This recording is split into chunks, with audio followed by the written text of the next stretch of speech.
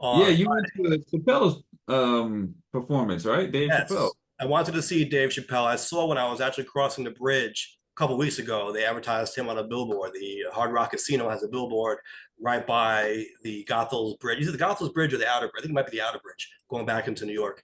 So they were advertising Dave Chappelle, and I said, wow, he's probably my favorite comedian ever. I know some will say Pryor, some will say Eddie Murphy, a little before my time. Dave Chappelle Right. really is my generation, and so I would probably put him as the top comedian ever for me. And so I always wanted to see him perform live. He doesn't do a lot of shows in the US anymore. In fact, he said this was the first show he did in the US all year. What he's been doing is he bought the firehouse, the old firehouse in Ohio, where he lives, Yellow Springs, Ohio, and he turned that into a comedy club. And he's been doing shows exclusively at that comedy club in his hometown this year. And he's done some overseas shows as well. But this was the first US show he did all year outside of his hometown of Ohio. And so it was special because I knew that if I didn't go, I'd be kicking myself. Right. That's what's up. Yeah. Yeah, I think a lot of people would agree with you on that assessment as far as top comedians right now. Dave is the GOAT even to a lot of comedians. And you know what's really funny is his first special that he did years ago. And I'm Killing Him Softly, maybe that Right. was what it's called. Right. Um, my friend introduced it to me, and I tried to watch it like two or three times and fell asleep each time. Really? It just, I think when I turned it on, I was already sleepy Yeah. or Yeah. whatever it Yeah. was. And so it took me a while to actually get through it and get through it. I'm like, wow, this is actually a pretty brilliant special. But yeah, it took me like two or three times. Right. His style is different. And that's part of what I like about it. It comes off as very conversational. It doesn't come off as too rehearsed. In fact, he did two shows. He did a 7 o'clock show and 10 o'clock show last week.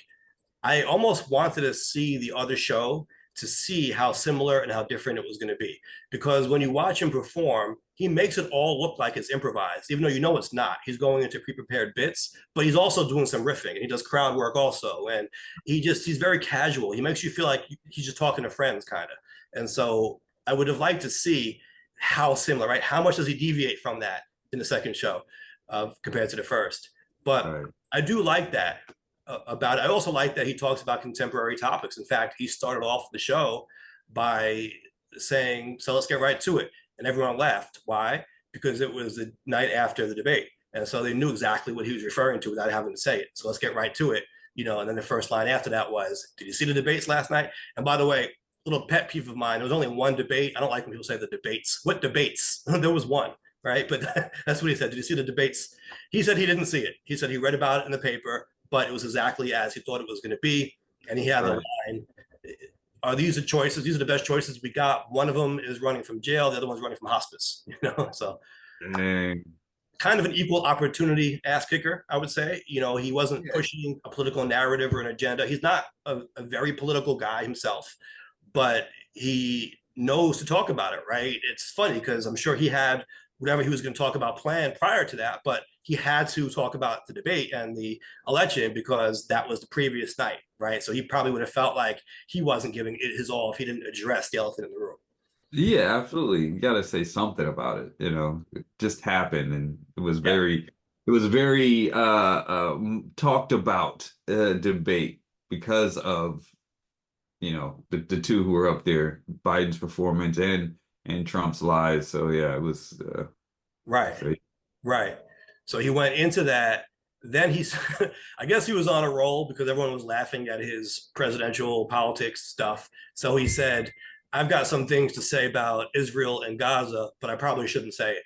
And then, of course, people said, "Say it, say it." So he's like, "All right, please say fine." it. Go for it. Yeah. And he went and said it. Again, he was pretty balanced, I would say, in his approach. It wasn't like he was trying to shove a particular agenda down anyone's throats. He was a comedian telling jokes and just kind of laughing about world politics, right? So he started off that routine by saying that the Jewish people in the United States need our love and support right now because of what's going on in the Middle East. And he said they shouldn't have to turn to a country like Israel you should let them know that they're more than welcome in New York, Miami, and Los Angeles. And then he talked about Israel being genocidal. He mentioned the word genocidal. He was like, look, if you give them love and support here in the US, they won't feel like they have to lean on a genocidal regime overseas, right? That was, and again, most people were laughing because he was kind of doing this in a kind of neutral, comedic kind of way. Apparently, there was one guy who was right in the front row, and it was kind of funny. If you didn't know better, you would think he was a plant. I know he wasn't, but it was kind of weird how he was in the front row, dead center, right? And he apparently stopped laughing at this point. I didn't see, I wasn't paying attention to that initially, but he moved on to other material after that. He started talking about other things completely. But then he went back to the guy, I guess, in the front row who had stopped laughing. And he said, oh, come on, man. He's like, you haven't laughed since I talked about Israel and Hamas. He was like, lighten up a bit. This is a comedy show. And then apparently the guy started shouting out some stuff. And Dave held the microphone out to him. He's like, I'm not going to give you the mic. He's like, but our Jewish friends, they want to be seen and heard right now. Let's hear what he has to say, because some people were being annoyed that this guy was interrupting the show. He's like, let's just hear him out and see what he has to say. And he held the mic to the front row, and he basically started a debate. I forget exactly what he said, but I know he started talking about the hostages and things like that. Dave was like, all right. He's like, I hear you. That's certainly wrong. He was like, but if you look at the response that Israel has done, it's not proportionate to the hostages. Like, if you look at the innocent people who have been killed in Palestine, that greatly outnumbers the number of hostages. And he was like, aren't their lives important too? And the guy said, yeah. And he was like, well, then start acting like it, right? Then the guy, he didn't want to let it go, though. He wanted to keep debating this. He started talking about Israel is the only democracy in the Middle East, right? And Dave said, Israel is the only democracy in the Middle East. He's like, my country is run by a dead man. Who cares about democracy? That's what he said. So he was trying to deflect and, again, bring it back to the comedy, right? Right. Let's be able to laugh about stuff. But, understandably, some people are not able to laugh at it, but you kind of have to know what you're getting into. You're going to a comedy show. People, especially someone like that, is going to make fun of what's in the news. And maybe he thought that wasn't going to happen. I don't know. But it's kind of par for the course, I would think. Right. Yeah, I mean, again, that's one of those topics like we touched on last week, where it's just that it's so divisive and people have such strong opinions, and there's not a lot of leeway. Yeah. I forgot my microphone was further away from me. Yeah, so maybe this gentleman thought that was going to be off limits, or it triggered him, whatever the case.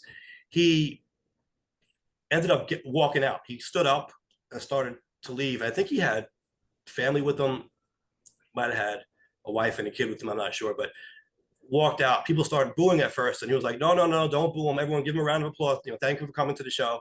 He's like, again, people just want to be seen and heard right now. It's a very sensitive time. It's fine. So the crowd listened. They started clapping this guy as he left. And he's like, the guy, as he's walking out, he's like, come see me. He's like, come talk to me after the show. And Dave was like, come talk to you after the show. He's like, this is Atlantic City. I'm going to party after the show. I'm not going to talk to you.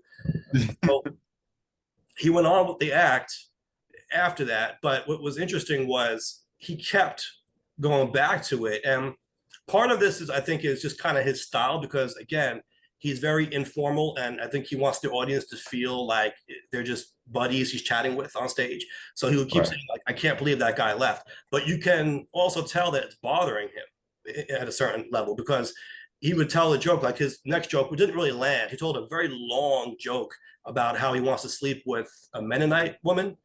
He said, Mennonites are Amish, but they use electricity. And he goes on to this long tirade about how it would be. He would keep the hat on her, and also, like, it's kind of weird. It went on for like 15 minutes of him, like, in great detail describing what it would be like to sleep with this Mennonite lady. And after he finished the joke, I guess people were kind of laughing, but it wasn't really hitting that much. He was like, I know the guy, he missed the best part. That guy missed the whole Mennonite joke. He's missing the best part of the show.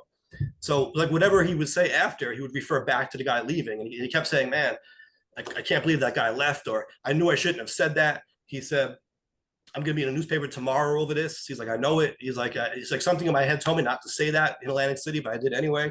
And I shouldn't have done that. And he was regretting it. And it was kind of weighing on him for the rest of the performance. Well, Sometimes jokes hit, sometimes they don't. I mean, it is kind of what it is. Right. But although, But again, it's most of the crowd was still with him and still laughing. sure. You Yeah, know what I yeah, mean? yeah. But he was really hung up on the one guy who left. I just found that to be interesting, I guess, from an artist's point of view, right? Artists can be sensitive about their Right. craft, and he's not thinking about the hundreds of people who are still laughing with him. He's thinking about the one guy who left. He did say the guy is probably still mad about it, and he's probably going to email a bunch of people, and it's going to be a whole big thing. And I think he was afraid of pushback from that. The one thing that he did, which was probably smart. Have you seen this or heard of this? They take your Well, phones. So when you go to a show now, especially I guess someone who's a little edgy or can be controversial, they don't want you to just be taking video of them and posting it on social media. So they lock your phone up in a pouch. They give you the pouch, but then when you leave, they unlock it and you can free your phone, right? So for once, the whole crowd wasn't there, just on their phones, live streaming, taking video, taking pictures and whatnot. right. Yeah, he's been doing that for years. Because of that, like he wants people pay attention to the show. Like you don't want all the clips. Plus, when comedians do these shows, they're working out material. So like that joke that didn't really land, Yeah, it's he's either gonna tweak it, he's gonna change it, or he's gonna eliminate it. And then when he does a full-on special, you're gonna see all these jokes he's been doing over the past year on the road to know what hits and what doesn't hit. right, right. So he's kind of workshopping the material and Right. doesn't And put so it out there. if you've seen it on YouTube already Yeah, from all these clips, then the special's not going to be any good. right. Or you might have even seen it in its premature form where maybe Right. it's not good. And you're like, oh, this is a bad joke. What happened to him? He fell off, whatever. Right. Yeah. But also, I think there's the concern that some people might put stuff up there for the sake of trying to cancel them or get them criticized, maybe even taking things out of context, right? Just putting certain clips up to make them look bad. Things like that could happen too. But also, I think there's the concern tax, right? Just putting certain clips up to make them look bad. Things like that could happen too. We're echoing. The Am I? concern Hold tax, on a right? second. Yeah. There we go. So, Yeah. I think there are multitude of reasons why people do that. So yeah. So I haven't heard anything about that, but I did see there was a TikTok. Someone commented about someone walking out at Dave's show in Atlantic City, but of course they Mm. didn't have any footage. But Right, yeah. right, right. And so it can't really get Yeah. legs, you know. Yeah, it is what it is. People are gonna do that. People are gonna walk out. I mean, Right, right. Uh, so I was trying to think if we were on stage, if someone, I don't think we would have made a big deal of it. Let's say we were performing and someone walked out. Would we have continued to refer to the person who walked out throughout the rest of the set? I don't know. I don't think so. maybe not like it depends on why they walked out. Right. If it was something that we said like that and then they walked out, Yeah. we might have said something in between songs and Right. just like riff on that a little bit or something like that. Yeah.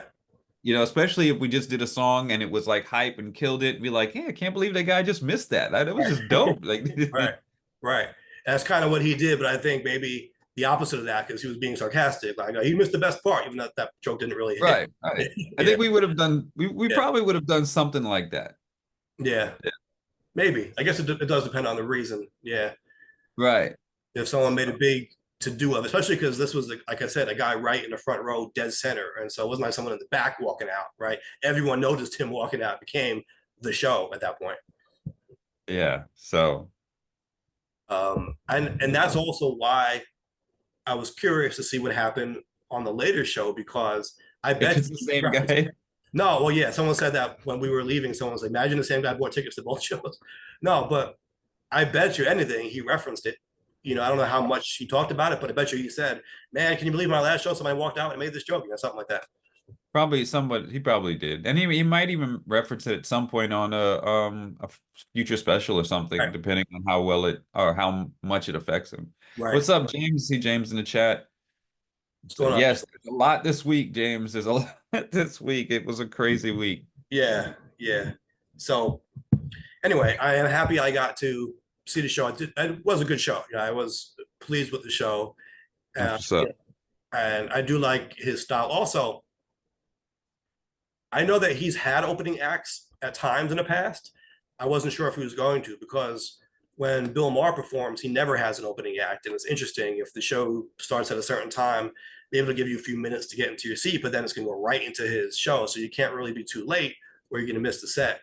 With him, with Dave, he didn't have an opening act this time, but he had a DJ, and I believe it was DJ Drama, but I'm not 100% sure, who was playing a set for about an hour. And so the show was supposed to start at 7. Dave got on at about 8, a little bit before 8, I think he went on. And so instead of an opening act, it was a DJ playing hip hop for that whole time. Yeah. They played our kind of hip hop, our generation, I guess you would say, hip hop, you know what I mean? Because I guess that's Dave's style of hip hop as well. But Dave does a lot for hip hop like yeah, that. He's yeah, always showcased it. He showcased it. Remember he did the concert show. He also showcased it on the Chappelle show. right, right, right. Yeah, he's So always done that. he did throw in Not Like Us, but just a chorus of it. So I guess that's the song of the moment that you got to throw in there now. It's the song of the summer, man. It is what it is.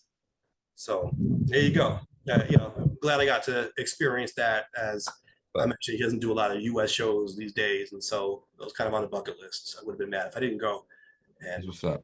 happy I did go.